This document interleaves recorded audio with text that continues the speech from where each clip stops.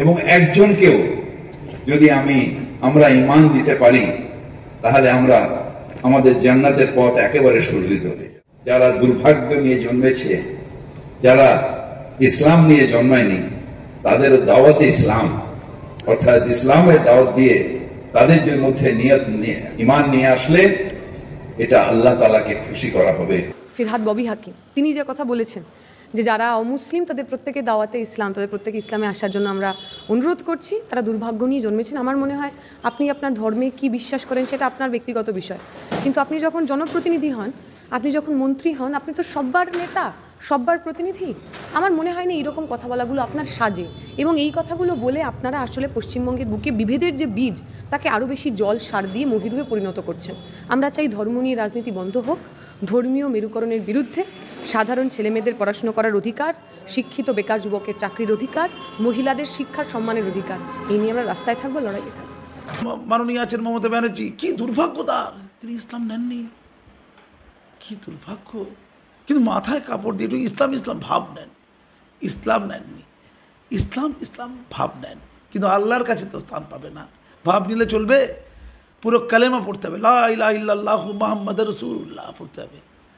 আর বাকিদের আপনি দুর্ভাগ্যের বলে বলছেন, আবার ইসলাম ধর্ম প্রচার করছেন আপনি, তো ভাবা যাচ্ছে না।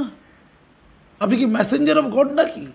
মানে আপনার মধ্যে কি এখন দেবত্ব আরোপ হয়ে গেছে নাকি? আপনি কি কোনো নবী? আমি বুঝতে পারছি না। ইসলাম ধর্মে কোথাও বলা নেই যে অন্য ধর্মের লোকেরা দুর্ভাগ্যের বলি। কোরআনে কোথায় লেখা আছে বলুন তো? তোমার ধর্ম তোমার কাছে, আমার ধর্ম আমার কাছে, লাকুম দীনুকুম ওয়ালিউদ্দিন, মানেটা জানেন? তোমার ধর্ম তোমার কাছে, যত মত ততমত, রামকৃষ্ণদেবের কথাতে আমরা সেটারই প্রতিধ্বনি শুনতে পেয়েছি। কোনো বিরোধ নেই তো। আল্লাহর কি প্রিয় বান্দা।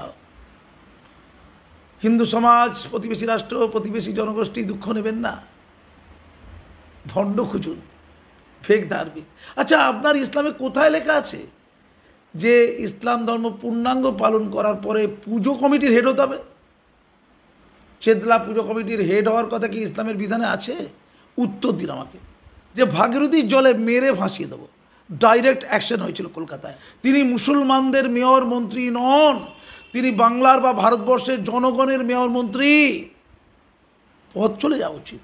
আপনি তো শুধু নিজেকে অসম্মান করলেন না, আপনি পশ্চিমবঙ্গের এই মেয়রের পদ থেকে অসম্মান করলেন, পশ্চিমবঙ্গ সরকারকে অসম্মান করলেন, মুসলমান সমাজকে অসম্মান করলেন, ইসলাম ধর্মকে অসম্মান করলেন। পৃথিবীটাইকে ব্যস্ত করুন, এই সমাজকে ব্যস্ত করুন, এই পশ্চিমবঙ্গকে ব্যস্ত করুন, দুর্নীতি বন্ধ করুন। তিনি বলছেন যেখানে যেখানে কোরআনের বাণী তেলাওয়াত করা হয়, উচ্চারিত হয়, সেই জায়গা পবিত্র হয়ে যায়। তাই কলকাতা পবিত্র হয়ে যাচ্ছে। মানে রামায়ণ মহাভারতের বাণী নিশ্চয়ই নয়, বেদের বাণী নিশ্চয়ই নয়, শুধুমাত্র কোরআন শরীফের বাণী। দেখুন, আমি প্রথমেই বলি, ধর্ম একজন মানুষের একেবারে ব্যক্তিগত বিষয়। এখন দুর্ভাগ্য হলো এই রাজ্যের শাসক দল সেই ব্যক্তিগত বিষয়কে একেবারে সামাজিক বিষয়ে রূপান্তর করেছে, এবং শুধু সামাজিক বিষয় বলবো না, সেটা রাজনৈতিক বিষয়ে রূপান্তর করেছে। এবং সেটা যেহেতু এটা রাজনৈতিক বিষয়ে ধর্মকে নিয়ে চলে এসছেন, রাজনৈতিক নেতা মন্ত্রী হওয়া সত্ত্বেও মেয়র অবভিয়াসলি এই যে এই ধরনের কমেন্ট করছেন, এবং দেখেছি আমরা এর আগেও উভয় পক্ষেরই, সে কি কেন্দ্রের শাসক দল কি রাজ্যের শাসক দল, তারা ধর্মকে হাতিয়ার করে রাজনীতি করার চেষ্টা করছেন, এবং সেই জন্য যেখানে যেমন পারেন সেরকম মন্তব্য করে দিচ্ছেন। এটা কোনোভাবেই কাঙ্ক্ষিত নয়। দেখুন, আপনি যখন ধর্মনিরপেক্ষতার শপথ নিয়েছেন, আপনি সংবিধানের শপথ নিয়ে তো মন্ত্রী হয়েছেন, আপনি ধর্মনিরপেক্ষতার শপথ নিয়ে আপনি এই ধরনের মন্তব্য করাটা, আপনার যে শপথ বাক্য সেটা কিন্তু তার সঙ্গে ন্যায্যতা করা হয় না। দেখুন, আপনি কেউ মনেই করতে পারেন তার ধর্ম সেটা সেরা, বা তার ধর্ম তিনি প্র্যাকটিস করবেন শ্রেষ্ঠ ধর্ম, সেটা তার ব্যক্তি বিষয়। কিন্তু আপনি একজন মন্ত্রী ধর্মনিরপেক্ষতার শপথ নিয়ে এই ধরনের কথা পাবলিক ফোরামে বলছেন, এটা কোনোভাবেই শোভন নয়, অসাংবিধানিক। এভাবে বলাটা একেবারেই অনুচিত। কিন্তু দুর্ভাগ্য হলো কাকে বলছেন এর কথা, তারা তো বিন্দুমাত্র এইসব নিয়ে ভাবিত নয়। তারা চায় যে ধর্ম নিয়ে রাজনীতি করব, ধর্ম নিয়ে রাজনীতি করলে বেশি দিন ক্ষমতায় থাকতে পারবো। দেখুন, নির্বাচনের জন্য টাকা চাওয়া তোলাবাজির মধ্যে পার্থক্য আছে। বামেরাও কোটো নাড়িয়ে নির্বাচন করেন বলে আপনারা জানেন, সকলেই বলেন। তারা কারোর কাছ থেকে তোলাবাজি করতে জানে যে তোমাকে এত টাকা দিতে হবে, যার যা ইচ্ছা হয় দেয়, না ইচ্ছা হলে দেয় না। ভারতবর্ষে খুব স্বাভাবিকভাবে নির্বাচন প্রক্রিয়ায় যারা অংশগ্রহণ করেন তারা জনগণের দেওয়া অর্থের উপর ভিত্তি করে নির্বাচনে অংশগ্রহণ করে, এটাই স্বাভাবিক। কিন্তু তোমাকে এত টাকা দিতে হবে, তোলাবাজি আর চাওয়া, অনুদান চাওয়া দুটোর মধ্যে পার্থক্য আছে। আমি এলাকার কাউন্সিলর, তোমাকে এত টাকা দিতে হবে, এটা হচ্ছে তোলাবাজি, যেটা অপরাধ। আর আমি হাত পেতে একটা কুপন নিয়ে গেলাম যে দাদা আমি রক্তদান শিবির করছি, আমাকে যা পারবেন দিন, এই দুটোর মধ্যে পার্থক্য রয়েছে। নির্বাচন চালাতে এক একজন মানুষের কাছে 2 লাখ 2.5 লাখ টাকা করে নিচ্ছেন, কি নির্বাচন চালাচ্ছেন?